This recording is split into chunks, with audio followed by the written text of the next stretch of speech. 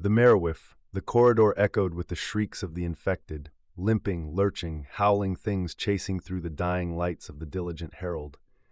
Beornwolf and Cuthhelm ran at full sprint, boots hammering across slick metal as warning klaxons pulsed overhead. Bulkhead panels flickered red. A collapsed pipeline spat vapor across the hallway. They reached the hydro-storage junction. Beornwolf skidded to a halt. Water spilled through the corridor ahead, knee-deep already and rising. The storage tanks had ruptured, flooding the sector in churning, pale-green runoff. He turned to Cuthhelm. "Looks like we're swimming." But behind them, a shriek. The infected rounded the corner. Their limbs were long now, angular and emaciated, the skin drawn so tight it looked like lacquered bone. Their skulls had elongated into death masks, with trailing strands of spined cartilage behind them, like hair, except each strand writhed. Their stingers had transformed into long, barbed tails. These were not stage 3 or even 4. These were final forms. Warp-touched, beyond saving.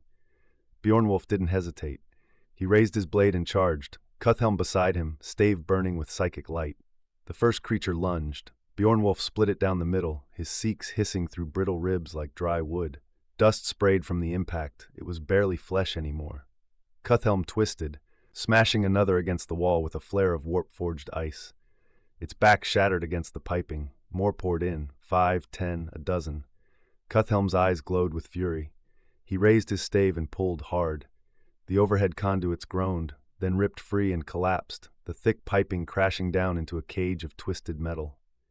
One of the things launched itself at the gap. It struck the pipe at full speed and exploded into ash. Its desiccated body had no moisture left to hold it together. Beornwolf looked at the wall of wreckage, then at the rising water. No time. They didn't speak again. Together, they dove into the flooded tunnel, into the cold, into the dark. Beornwolf and Cuthhelm swam through the drowned arteries of the diligent herald, the once straight corridors now bent with pressure and decay.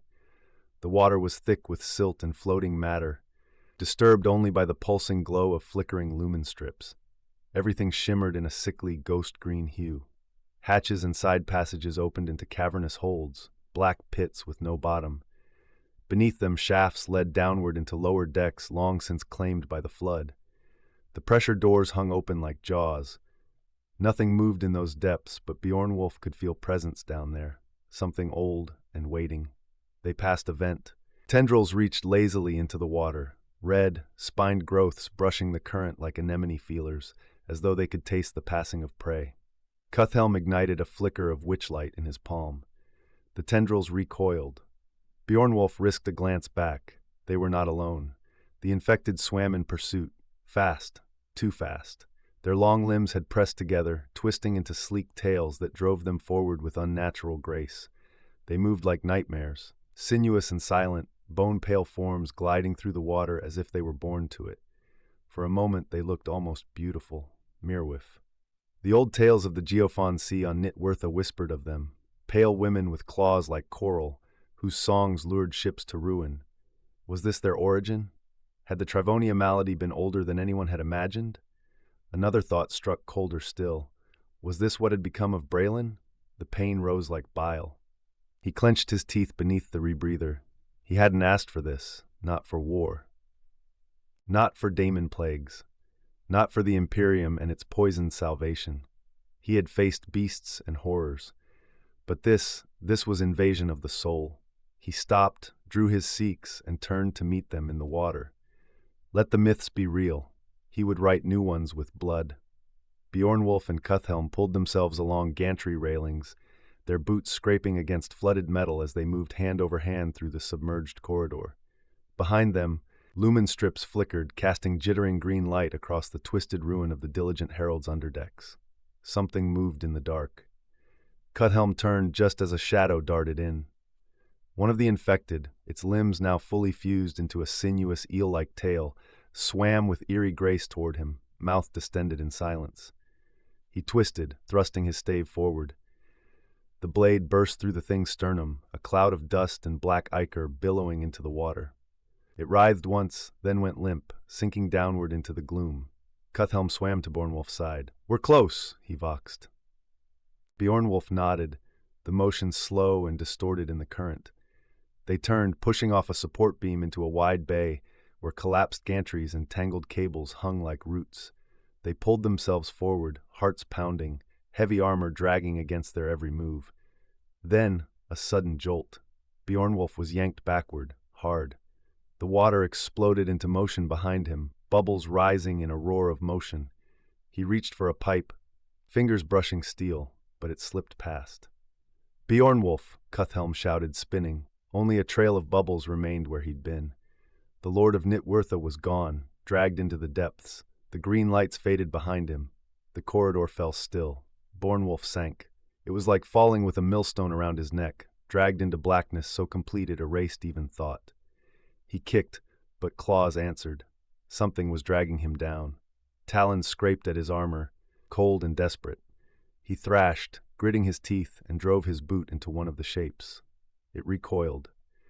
For a moment, the green lumen glow above still flickered, but it was dimming fast, swallowed by the weight of the depths. He had never experienced darkness like this. Even in the deepest trenches of the Geofon Sea, the gaslioma had lit the waters with soft phosphorescence, sea kelp and mosses glowing in the night. On NihtWyrtha, there had never been true night. Not like this. This was the dark between stars, the dark of forgotten things. The cold began to bite through the seals of his armor. Ice lanced into his joints. Pressure squeezed his lungs in ways even the suit couldn't compensate for. Panic tried to rise, but he forced it down. No, he closed his eyes and commanded his mind. He was in a flooded cargo hold, one of the large ones, yes, but no more than 79 feet deep. He knew this. He had walked decks like this 100 times during his service in the Navis Astra Wigathane. There was no abyss here, no trench, just a box of steel. His fingers reached out and found something. Bone. A talon. Without hesitation, he drew his seeks and cut.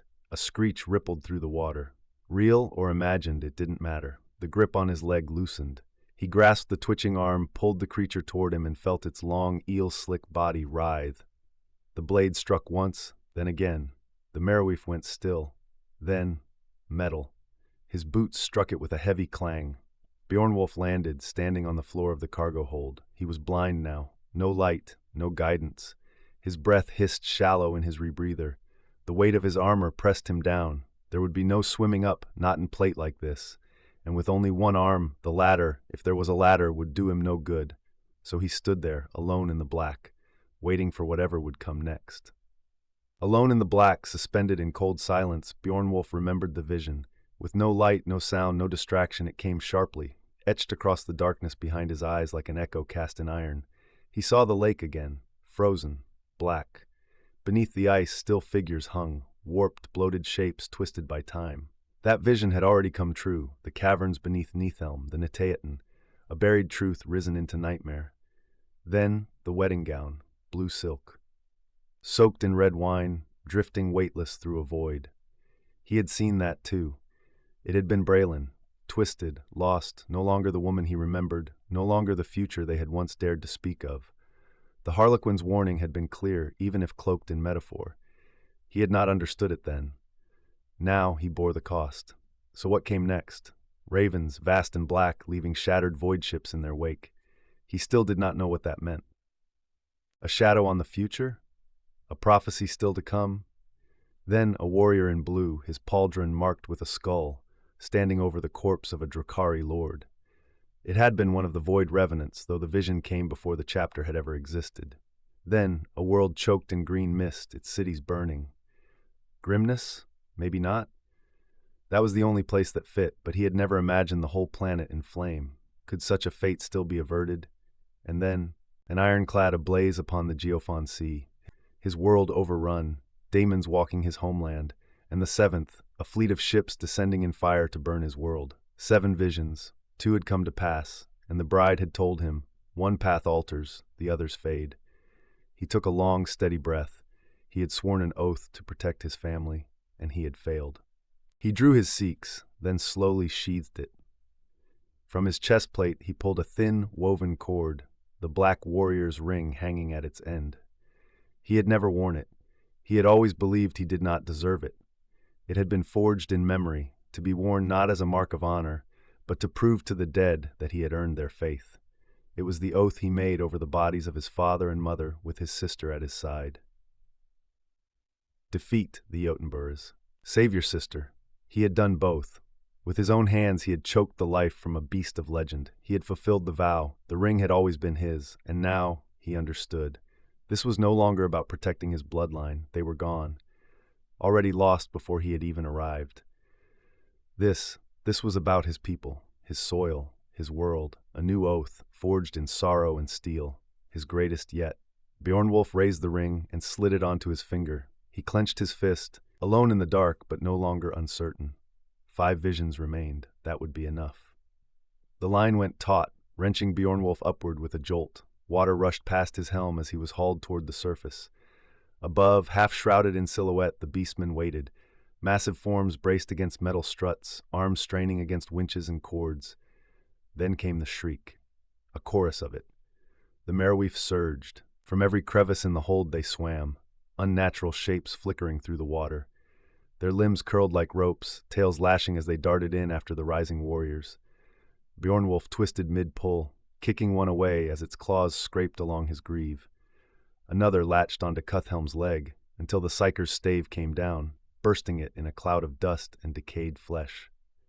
"Faster!" Sinwulf growled over Vox. He turned and kicked off a wall, loosing his pistol into the swarm. Bolts erupted in muffled bursts, lighting the water in short flashes as black shapes scattered.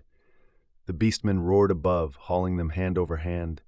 Clawed fingers brushed Beornwulf's foot. He slashed blindly with his seeks, felt it bite, and the thing recoiled into the dark. With a final wrench, they broke the surface. The beastmen pulled them through the breach into the upper corridor, half-flooded, lit only by failing lumens and the red glow of falling warnings. The ship groaned, metal twisting around them with the deep echoing creak of a dying leviathan. "The Herald's falling!" Ornak barked, horned helm turning toward the blast doors. "We need to move!" No time. They launched forward, pulling themselves along conduit rails and pipework, bodies still half submerged in the sloshing tunnels. Water slammed into their backs. Every bulkhead echoed with the sound of collapsing decks behind them. Cuthhelm turned once, saw shapes swimming through the corridor behind, leaping between shadows like predators. "Don't look back," Sinwulf called, voice flat. Beornwulf didn't. He knew what followed. The diligent herald shuddered beneath them. Somewhere far below, a massive section of the outer hull tore free. The sound of it, like 1,000 voices screaming in metal, rippled through the air and water alike. The gas giant's pull was final now, inescapable. They pulled themselves on, one hand at a time, toward whatever light still waited ahead. They ran.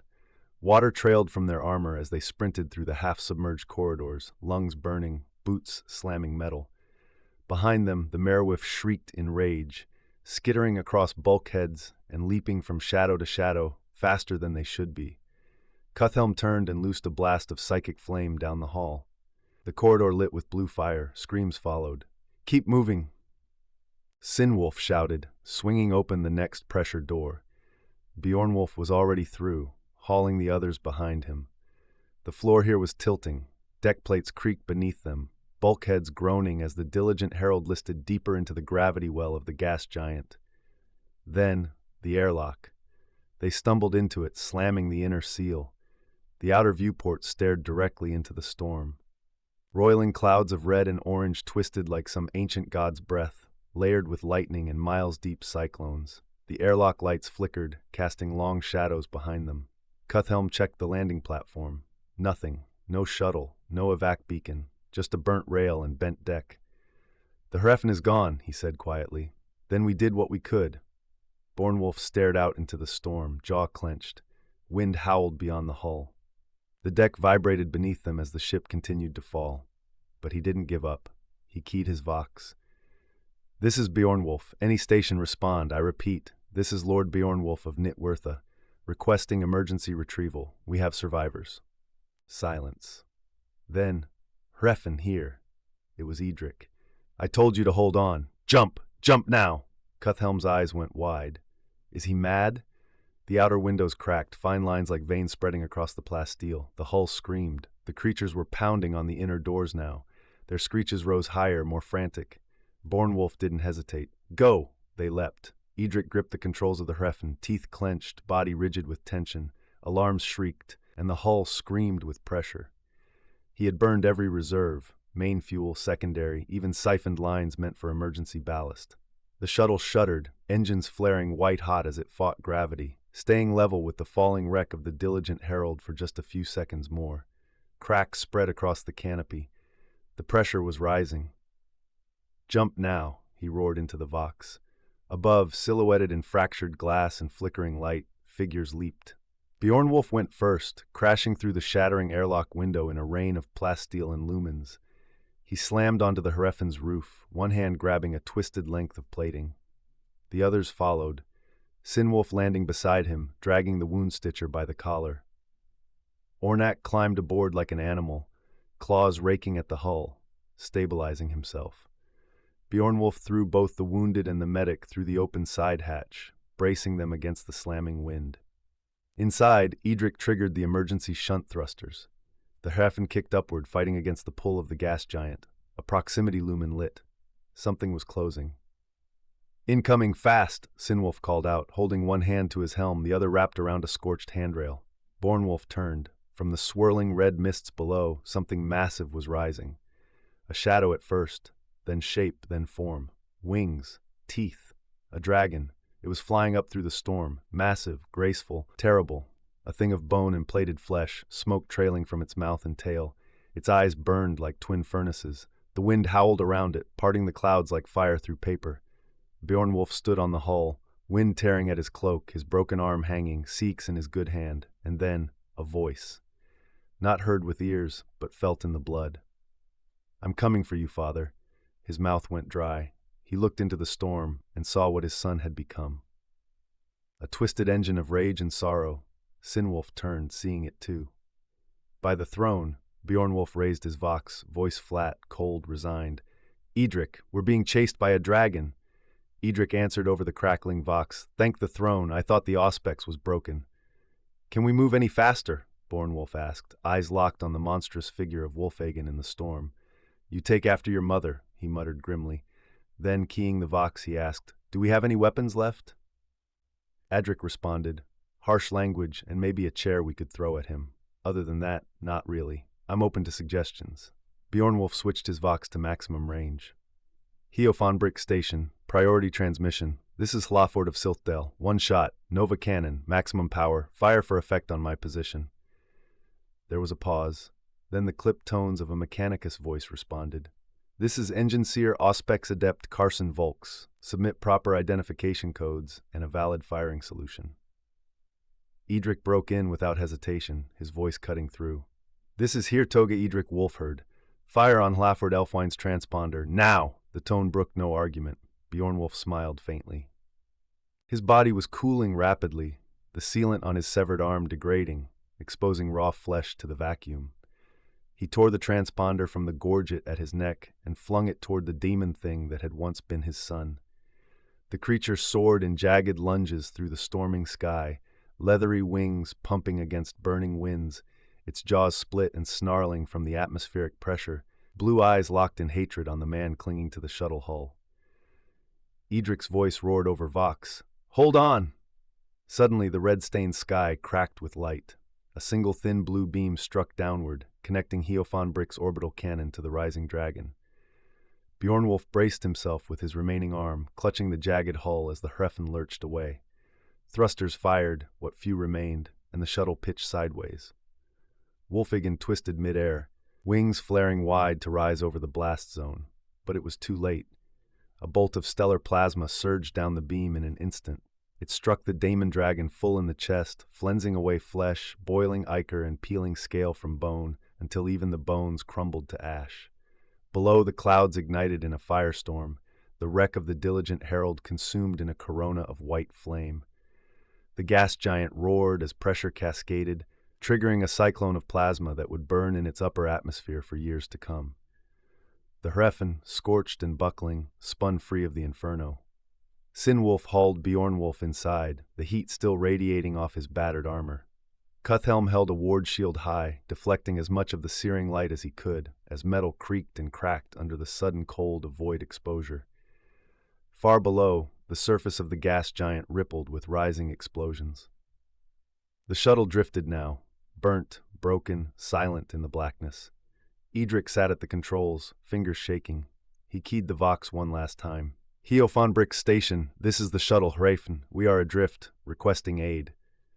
As he spoke, the distant sun dimmed behind a growing shadow. The massive silhouette of the Watterasroth loomed into view, its bulk eclipsing the stars. Grapnels unspooled from its hull, descending like salvation toward the crippled shuttle.